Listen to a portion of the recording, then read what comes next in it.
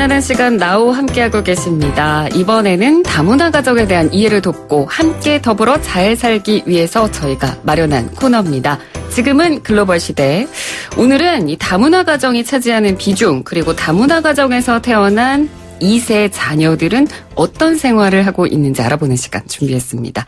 한국건강가정진흥원 강복정 본부장 스튜디오에 나와 계세요. 안녕하세요. 네, 안녕하세요. 네, 지난주에 이어서 오늘도 자리를 함께 해주셨는데 지난주 방송 때 어떤 청취자분께서 문자 참여로 이렇게 얘기해 주셨잖아요. 다문화 가정을 네. 부르는 다른 애칭을 한번 좀 정해보면 좋겠다. 네, 네. 혹시 본부장님 생각해 보셨어요?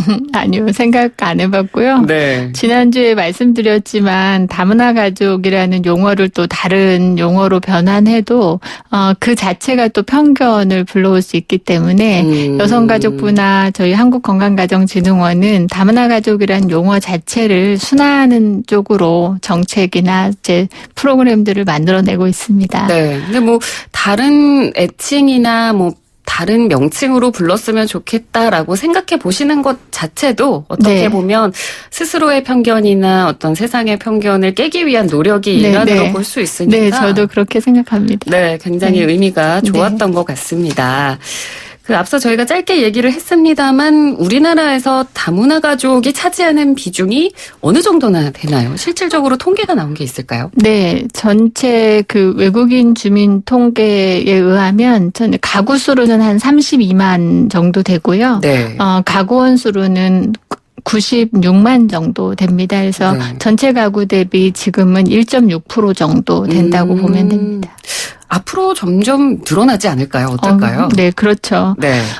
사실은 IMF 이후에 국제 결혼이 급증하면서 다문화 가족 숫자는 계속 급증해 왔는데요. 그래서 전체 이제 그 혼인 건수의 10% 이상 차지한 적도 있습니다. 그렇지만 이제 여러 가지 이유에서 지금 이제 한국으로 결혼하는 그런 이제 국제 결혼하는 건수도 조금씩은 줄어들고 있지만 네. 여전히 국내의 혼인 건수가 줄어들기 때문에 전체 혼인 건수의 10% 정도는 유지를 하고 있습니다. 10% 정도면 적은 비율이 아니에요. 네, 맞습니다. 네. 그러면 그 가정에서 태어나는 자녀들도 있을 거잖아요. 네, 출산율은 어떻게 돼요? 출산율은 지금 뭐 대한민국의 출산율이 전 세계에서 아주 낮은 이제 0.98명 정도로 있는데요. 네.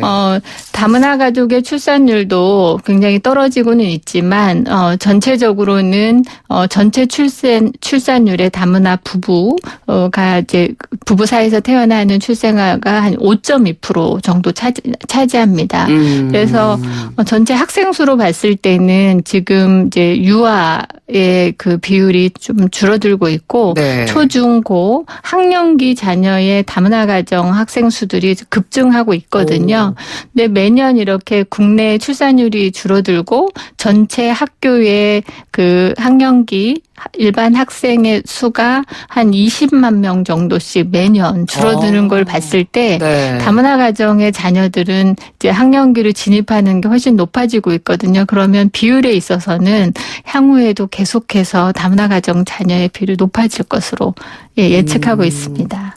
그럼 저는 이것도 궁금한데요. 그 다문화 가정에서 아이들이 태어나잖아요. 네. 그럼 그 아이들 국적은 어떻게 되나요? 당연히 이제 한국 국적이죠. 네. 그래서 지금 법률상 이제 다문화 가족 지원법에서 다문화 가족이 출생 시부터 대한민국 국적을 취득한 자와 결혼 이민자 또는 귀화자로 이루어진 이제 가족을 말하잖아요. 그래서 여기 이들 자녀들은 당연히 한국 국적이고 다만 최근에는 이제 외국인 부모 출신국에서 이제 그 전 배우자 사이에서 태어난 아이들이 한국으로 이제 부모가 결혼해서 오면서 이제 중도 입국하는 경우들이 많이 있습니다. 그러면 이제 바로 국적을 취득하거나 이런 건 아니고요. 네. 이제 뭐 입양의 형태나 이런 절차를 거쳐서 국적을 취득하기도 하고 취득하지 않기도 하고 그렇습니다. 네. 저희가 다문화 가정에서 태어난 오늘은 자녀들, 2세들의 이야기를 해보고 있는데 요즘 부쩍 뭐 언론을 통해서도 그렇고 사회적으로도 봐도 이 다문화 가정에서 태어난 2세들이 굉장히 활발하게 활약하고 있는 케이스가 좀 많이 보이는 것 같아요. 네. 저희 요즘에 많이 맹활약하고 있는 한현민 군도 그렇죠. 다문화 가정 자녀고 네. 배유진 양도 모델로 활동하고 있고요. 그다음에 모니카 양이라고 이제 그 가수로 활동하거나 네. 또 하리원이라고 하는 그런 이제 그 가수도 있습니다. 네. 그래서 다문화 가정 2세들이 여러 영역에서 조금씩 두각을 나타내는 것 같습니다. 네, 그렇습니다. 또 방금 언급해 주셨는데 그 모델 한현민 씨 같은 경우에는 뭐 요즘 모르는 분들이 없을 정도로 게다가 뭐 세계적으로 유명한 타임지에 네. 가장 영향력 있는 10대로 선정이 될 정도로 뭐 대내외적으로 엄청난 인기를 누리고 있거든요. 네. 뭐 지금이야 이렇게 인기를 누리고 활발하게 활동을 하고 있지만 어렸을 때 다문화 가정에서 자라면서 나름대로의 고충이 있었다라는 내용을 방송 인터뷰에서 한 적이 있었습니다. 어떤 이야기를 했었는지 저희가 잠깐 들어보고 계속 이야기를 나누겠습니다. 피부색 때문에 사실 어릴 때 조금 서름도 있었을 것 같다는 생각이 들거든요. 네. 당연히 뭐 그런 서러움들도 있었죠. 왜냐면 이제 좀 친구들이 충분히 낯설어 할 수도 있고. 네네. 되게 어떻게 보면 조금 다르다 보니까 되게 그런 것들에 있어서 조금 힘든 부분도 있었던 것 같아요. 근데 이제 어머니께서 이제 너는 특별하다. 언젠간 꼭 좋은 일이 생길 거다라고 이렇게 좋게 말을 해주셨어요. 너는 특별하다 이런 얘기가 참 저도 이제 가슴에 와닿는데요. 네, 이 인터뷰 내용은 지난 2018년 12월 14일에 채널A 피플 라이브라는 코너에서 한현민 씨가 출연을 해서 직접적으로 언급을 한 내용입니다. 아무래도 다르다 보니까 친구들이 좀 많이 낯설어했다라는 네. 이야기를 했죠. 본부장님께서는 어떻게 들으셨어요? 네, 지난주에 저랑 같이 이 자리에 오셨던 그 이래자 대표님도 피부색 때문에 차별받은 적이 있다고 하셨거든요. 그렇죠. 네. 저희가 이제 그 여성가족부에 2017년에 다문화 홍보대사로 한현민 군을 추천했었어요. 그러면서 이제 같이 만나게 됐었는데, 만나보니까 순댓국 제일 좋아하고요. 한국어를 제일 잘하는, 아마 본인은 한국어만 잘하는 그런, 이제 평범한 고등학생이었습니다. 영어는 조금 하고. 네. 그런데 친구들과의 관계에서 아까 인터뷰에서도 있었지만 어려움 겪으면서도 본인도 노력하고 또 부모님이나 어머님 특히 또 주변에서도 자꾸 이제 그 격려와 사랑을 주니까 정말 밝은 모습이었어요. 그런 모습 보면서 참 좋았고 저희가 2019년 9월에 2017년 9월에 홍보대사 위촉을 하고 그 후에 이제 한현민이 계속 아까 타임지 선정이라든가 뭐 여러 맹활약하는 걸 많이 봤는데 최근에는 그 외국인이 함께 참여하는 그런 프로그램에서 한국인 대표 제가 봤을 때 호스트로 그 활약하는 걸 봐서 정말 역할을 톡톡히 하는구나 그런 생각을 했습니다. 네. 그리고 저도 아이를 지금 키우고 있다 보니까 이런 다문화 가정에서 태어나고 자라는 아이들은 이런 부분이 좀 어렵지 않을까 그 생각을 저도 해봤는데 얼마 전에 뭐 한 TV 프로그램에서도 비슷한 내용이 나왔었고요. 그러니까 다문화 가정의 자녀들은 한국어를 배울 때 아무래도 부모님 한 분은 한국어를 완벽하게 하시지 못한다면 교육하는 데 있어서 약간의 언어 발달에 지연이 있을 것 같다는 생각도 들거든요. 이런 부분은 어떤가요? 뭐 모든 가정이 다 그렇진 않고요. 이제 뭐 사람이 이제 태어났을 때 언어 자극을 사실은 적당한 때 받아야 되거든요. 그러니까 엄마라는 단어를 하기 위해서도 굉장히 많이 엄마라는 얘기를 들어야 엄마라는 단어를 정확히 할 수 있는데 다문화 가정에서 한쪽 부모는 한국어를 쓰고 다른 부모는 이제 그 출신국 언어를 쓴다고 해도 얘에게 언어 발달이 기본적으로 문제가 되지는 않습니다. 그때 그때 자극이 잘 주어지면 그게 한국어든 베트남어든 태국어든 뭐든지 가능한데요.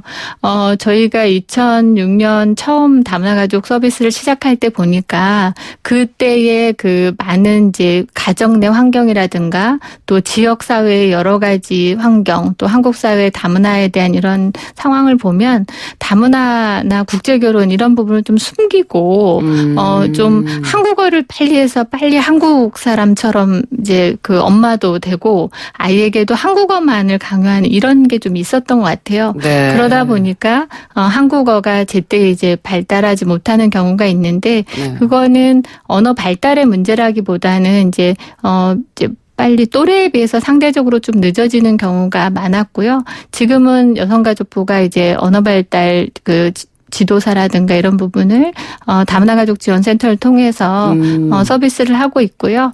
표준 언어 발달 검사를 통해서 또래에 맞게 빨리 이제 따라올 수 있도록 하는 지원도 있습니다. 네, 노력하면 되는 부분이에요. 그러니까요. 조금 속도가 느릴 뿐, 다 될 수 있는 부분인데, 네. 그리고 조금 또 생각을 달리해 보면.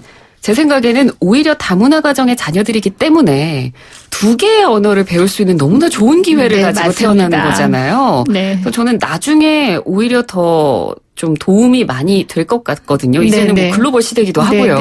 어떤가요? 다문화 가족 자녀가 자연스럽게 이중언어로 이제 소통할 수 있는 환경을 만드는 게 이제 정말 필요하고 좋다는 것 때문에 사실은 이제 우리 정부에서도 여러 가지 정책들을 오랫동안 해오고 있는데, 실제로 제가 이제 많이 만나본 다문화 가족 자녀들 보면 엄마 아빠 나라 말을 이게 이상 배우면서 통역사나 외교관이나 뭐 이런 글로벌 어떤 직업을 선택하고자 하는 아이들이 많았고요. 네. 저희가 이제 아무래도 다양한 언어를 하게 되면 더 넓은 세계나 더 많은 사람들하고 소통하고 경험을 할 수 있겠고 2018년에 제가 깜짝 놀란 게 전국 다문화 가족 이중언어 대회 심사를 갔었는데 10년 전에도 갔었거든요. 근데 10년 전에는 유아부터 고등학생까지 정말 한국어는 잘하지만 다른 언어는 떠듬떠듬했어요. 그런데 18년도에 심사를 할 때 보니까 유아부터 고등학생까지 너무 잘하는 거예요. 그래서 그런 걸 보면서 정말 이 두 나라 언어를 다 잘할 수 있다는 게 좀 좋고 부모님도 좋아하고 할아버지 할머니 주변 선생님 모두 다 지지를 해주더라고요. 그래서 이 관련 내용에 대해서 한국건강가정진흥원에서 이 다문화 가정의 다재다능 이중언어 DB 추진하고 계시다고 들었거든요. 요 내용에 대해서 좀 짧게 소개를 부탁드리겠습니다. 네, 이중언어 DB는 이제 14년에 제10차 다문화 가족 정책위원회에서 의결된 사항이에요. 그래서 이중언어 다문화 인재 육성 방안 중에 일부 포함된 내용인데요. 인재 DB를 16년부터 구축하고 있고 이중언어에 국한됐던 것을 2019년부터는 저희가 예체능이라든가 예능이라든가 여러 가지 활동 분야에 좀 능력이 있거나 재능이 인정받는 인력 풀들을 구축해서 향후에 DB만 구축해 놓는 게 아니라 어떤 이제 외부에 여러 가지 사업에 연계하거나 아니면 홍보 활동 그리고 진로까지도 연계하고 많은 부분에서 좀 정보도 제공하는 그런 사업으로 저희가 운영하고 있습니다. 네, 그러니까 앞으로 이 다문화 가정에서 나고 자란 우리 자녀들이 글로벌한 인재로 또 앞으로 나아갈 수 있도록 하는 그런 알찬 내용까지 오늘은 또 들어봤습니다. 지금까지 한국건강가정진흥원의 강복정 본부장과 함께 이야기 나눠봤습니다. 오늘 말씀도 잘 들었습니다. 고맙습니다. 네, 감사합니다.